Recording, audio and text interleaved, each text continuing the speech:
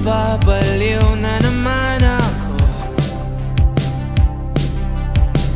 Parang sirang nagpupuyat para sa'yo.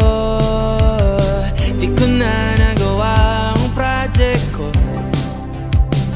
pero yung sa'yo at sa kapatid mo ginagawa ko.